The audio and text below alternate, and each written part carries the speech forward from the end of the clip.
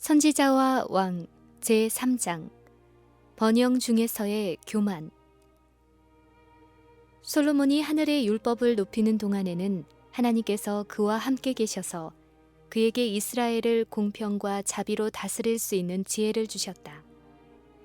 그는 처음에는 부귀와 세상의 명예가 그에게 이르러 왔을 때에 겸손한 자세를 유지하였고 그의 가만은 매우 널리 퍼졌다. 솔로몬이 하수 유브라데강에서부터 블레셋 사람의 땅에 이르기까지와 애굽 지경에 미치기까지의 모든 나라를 다스렸다.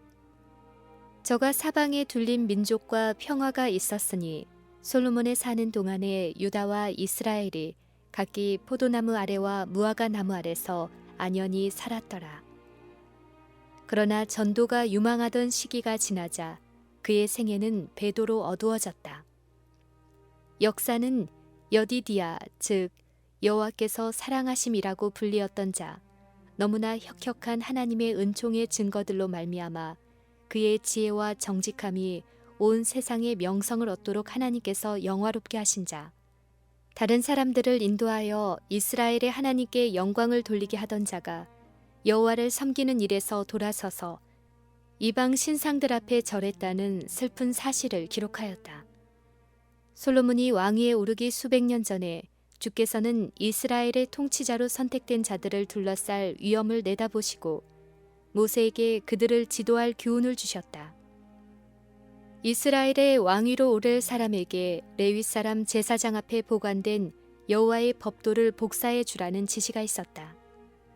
주께서 말씀하시기를 그로 그것을 평생에 자기 옆에 두고 읽어서 그 하나님 여호와 경외하기를 배우며 이 율법의 모든 말과 이 규례를 지켜 행할 것이라.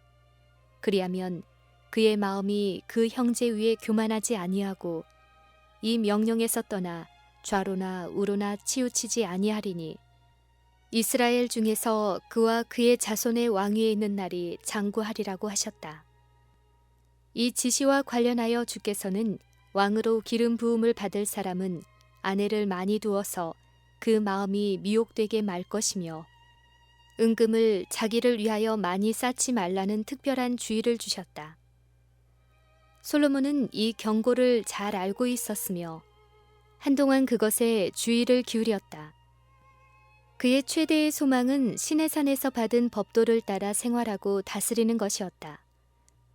국사를 처리하는 그의 태도는 그 시대의 열국, 곧 하나님을 경외하지 아니하고 그 통치자들이 하나님의 거룩한 율법을 발 아래 짓밟는 열국의 습관과는 뚜렷한 대조를 이루었다. 그러나 솔로몬은 이스라엘 나라 남쪽에 자리 잡고 있는 강대국과의 관계를 강화하고자 금지된 영역을 침범하였다. 사단은 순종에 따르는 결과를 알고 있었으므로 솔로몬의 통치 초기 곧 왕의 지혜와 자성과 정직으로 영광스럽던 기간에 그는 음험하게 원칙에 대한 솔로몬의 충성심을 무너뜨려서 그를 하나님께로부터 분리되도록 가마를 끼치고자 노력하였다. 원수가 이 노력에 성공하였다는 사실을 우리는 솔로몬이 애굽 왕 바로로 더불어 인연을 맺어 그 딸을 취하고 데려다가 다윗성에 두었다는 기록에서 알 수 있다. 이 결혼이 하나님의 율법의 가르치심에는 반대되었으나 인간의 견지에서 볼 때의 축복인 것처럼 보였다. 왜냐하면 솔로몬의 이방인 부인이 개종하여 참 하나님을 섬기는 일에 그와 연합한 까닭이었다. 더욱이 바로는 게세를 탈취하고 그 성에 사는 가나안 사람을 죽이고 그 성읍을 자기 딸 솔로몬의 아내에게 예물로 주므로 이스라엘에게 크나큰 봉사를 하였다. 이 성읍을 솔로몬이 다시 재건하였는데 그로 인해 지중해 연안을 따라서 그의 나라는 분명히 매우 강성하게 되었다. 그러나 이교도의 나라와 동맹을 맺고 우상 숭배자인 공주와 결혼해서 그 동맹을 조인함으로 솔로몬은 하나님께서 당신의 백성의 순결을 유지하기 위하여 제정하신 현명한 규정을 경솔하게 취급하고 무시하였다. 그의 애굽 아내가 개종하리라는 희망은 죄에 대한 보잘것없는 변명에 지나지 않았다. 한동안 하나님께서는 동정적인 자비로서 이 무서운 과오를 막으셨고 왕도 지혜롭게 행함으로 그가 경솔히 행함으로 일으킨 악의 세력을 상당 부분 저지할 수 있었다. 그러나 솔로몬은 자기의 권세와 영광의 근원이신 분을 그의 시야에서 놓치기 시작했다. 기호가 이성보다 우세하고 자신감이 더해감에 따라 솔로몬은 여호와의 목적을 자신의 방법으로 수행하고자 하였다. 그는 이웃 나라들과 정치상, 상업상 동맹을 체결함으로 그 나라에 참 하나님에 관한 지식을 전할 수 있으리라고 생각하고 차례차례로 이 나라들과 성스럽지 못한 관계를 맺었다. 때때로 이러한 동맹이 이방 공주들과의 결혼으로 조인되었다. 그리하여 그는 이웃나라 백성들의 관습을 따르기 위하여 여호와의 명령을 버렸다. 솔로몬은 그의 지혜와 모본의 힘이 그의 아내들을 우상 숭배에서 참 하나님을 섬기도록 인도할 것이며 이렇게 체결된 동맹은 주위에 있는 열국들로 이스라엘과 긴밀한 접촉을 갖게 할 수 있다고 자만했다. 이 얼마나 헛된 희망인가. 자기 자신이 이교 동맹자들의 가마를 저항할 만큼 충분히 강하다고 생각한 솔로몬의 과오는 치명적이었다.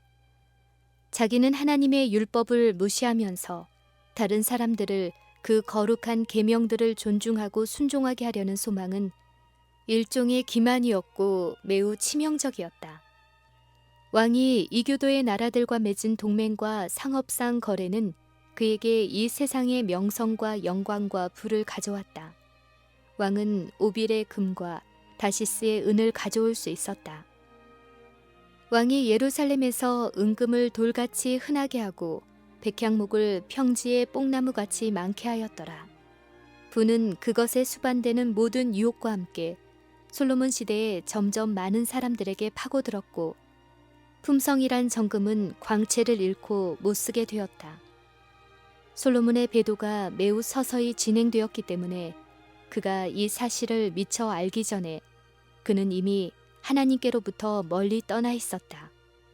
그는 거의 의식하지 못하는 사이에 하나님의 지도와 축복을 점점 불신하고 자신의 능력을 의지하기 시작하였다. 조금씩 하나님께로부터 떠나 이스라엘로 특별한 백성이 되게 하는 확고한 순종을 거절하고 더욱더 인근 민족들의 습관을 열심히 따랐다. 그의 성공과 영예로운 지위에 따르는 유혹에 굴복하여 번영의 근원이신 하나님을 잊어버렸다. 권세와 위세에 있어서 다른 모든 나라보다 뛰어나려는 야심이 그로 하여금 이제까지 하나님의 영광을 위하여 사용한 하늘의 선물들을 이기적인 목적을 위해 악용하였다. 마땅히 가난한 자들의 이익과 온 세계의 거룩한 생활의 원칙을 널리 전하기 위하여 거룩하게 위탁된 돈이 야망적인 계획에 이기적으로 사용되었다.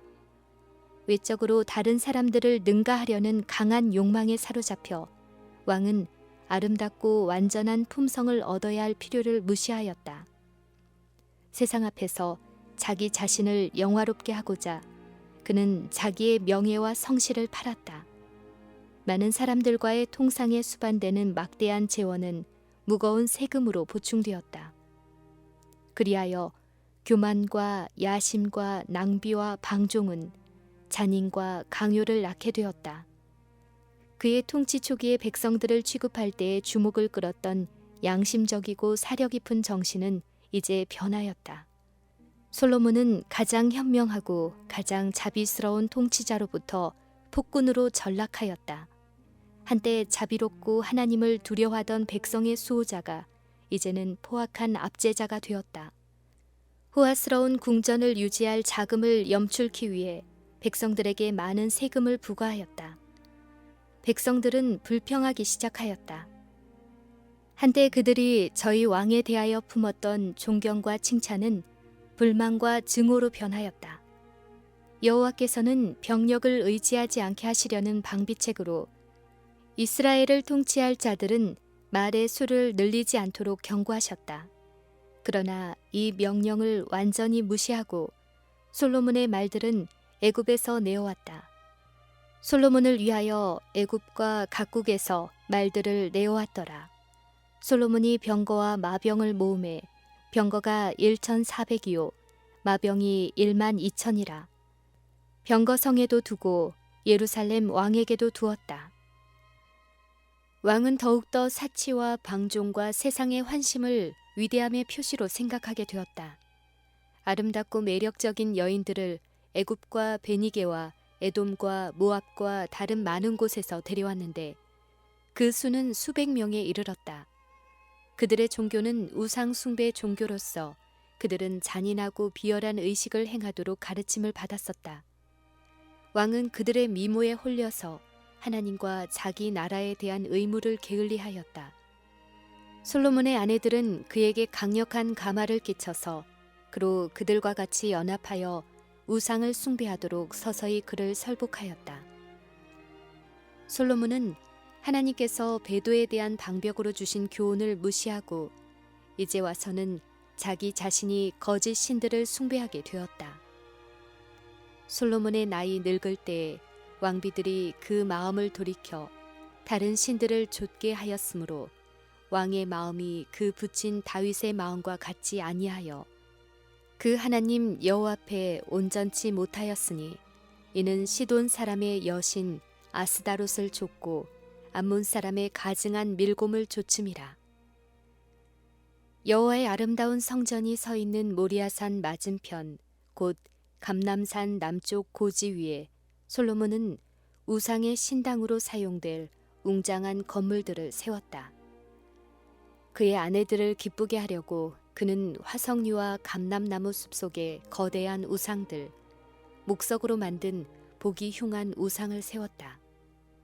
그러고는 거기서 모압의 가증한 그모스와 암몬 자손의 가증한 몰록과 같은 이교의 신들 앞에서 이교의 가장 비열한 의식을 행하였다. 솔로몬의 행위는 분명한 형벌을 받게 되었다. 그는 우상 숭배자들과의 교제로 말미암아 하나님으로부터 떠나게 되어 자기 자신을 파멸로 몰고 갔다. 그가 하나님께 대한 충절을 버렸을 때 자신을 지배할 수 없게 되었다. 도덕적 능력은 사라지고 총명하던 감수성은 둔화되어 그의 양심은 마비되어 갔다. 그의 통치 초기에 아무것도 모르는 유아를 비통에 젖어 있던 그의 생모에게 돌려줄 수 있을 만큼 지혜롭고 동정심이 많던 사람이 아이들을 산채로 제물로 바치는 우상을 세우는 일에 동의할 만큼 타락하였다. 청년 시절에 놀라운 판단력과 총명을 받았던 사람, 건장하던 성년 시절에 어떤 길은 사람의 보기에 바르나 필경은 사망의 길이니라 라고 기록할 만큼 영감을 받았던 사람이 말년에는 그모스와 아스타롯 예배와 관련된 음탕하고 반역적인 의식들을 지지할 만큼 순결에서 멀리 떠나갔다. 성전 헌당식에서 그의 백성들에게 그런즉 너희 마음을 우리 하나님 여호와와 화합하여 완전케 하라고 말하던 그가 이제는 자기 자신이 범법자가 되어 마음과 몸으로 뿐만 아니라 실생활에서 자신의 말을 부인하게 되었다. 솔로몬은 자유를 방종으로 오해하였다. 그는 빛과 어두움을, 선과 악을, 순결과 불결을, 그리스도와 벨리알을 연합시키려고 노력하였으나 얼마나 비싼 대가를 치렀는가. 일찍이 왕권을 휘둘렀던 가장 위대한 제왕 중의 하나였던 솔로몬이 방탕자가 되고 다른 사람들의 앞잡이와 노예가 되었다. 한때 고상하고 장부다웠던 그의 품성은 무기력하고 연약하게 되었다. 살아계신 하나님께 대한 그의 신앙은 무신론적 회의로 대치되었다. 불신은 그의 행복을 파괴하고 그의 원칙을 약화시키고 그의 생애를 타락시켰다. 그의 통치 초기에 보여주었던 공의와 아량은 압제와 폭정으로 변하였다. 불쌍하다. 인간성의 연약함이여. 하나님께서는 당신을 의지할 마음이 없는 사람들을 위하여 하실 수 있는 일이 거의 없으시다. 이 배도의 기간에 이스라엘은 영적으로 끊임없이 쇠퇴해 갔다. 저희 왕이 사단의 대리자들과 같이 동업하고 있는데 어떻게 그렇지 않을 수 있었겠는가? 이 대리자들을 통하여 원수는 참 예배와 거짓 예배를 구분하지 못하도록 이스라엘 사람들의 마음을 혼란하게 만들었으므로 그들은 쉽게 그의 먹이가 되고 말았다. 이스라엘 백성들은 다른 민족들과의 통상으로 하나님을 사랑하지 않는 사람들과 친밀한 접촉을 갖게 되어 하나님께 대한 그들의 사랑은 크게 줄어들었다. 하나님의 높고 거룩한 품성에 대한 예민한 감각도 약하게 되었다. 순종하기를 거절함으로 그들의 충성심은 하나님께로부터 의의 원수에게로 옮겨갔다.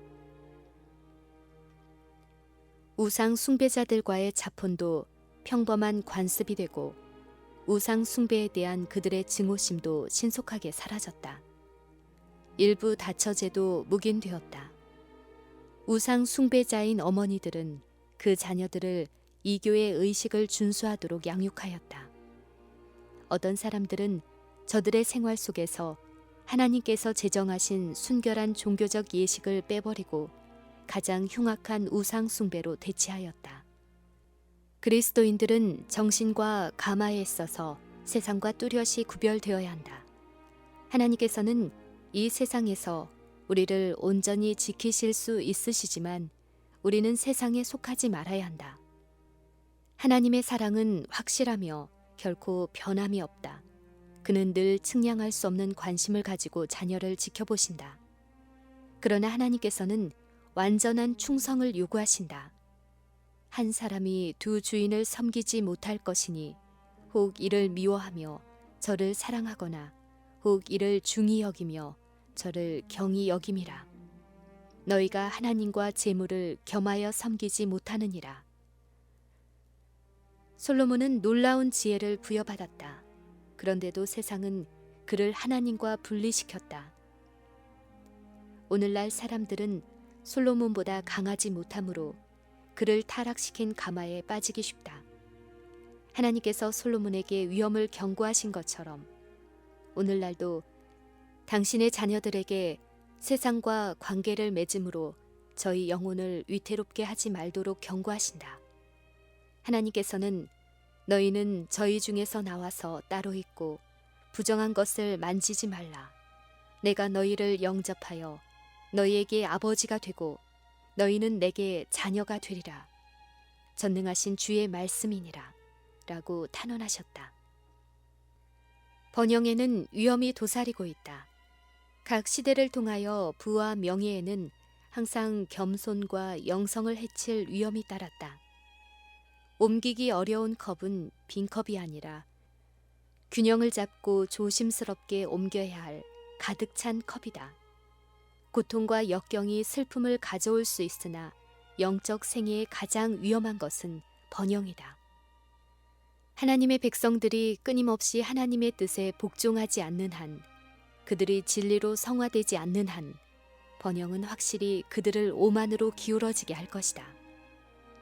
하나님께서 그들을 가르쳐 주시고 발걸음마다 인도해 주시도록 하나님을 의지하는 겸손의 골짜기에는 비교적 안전이 있다.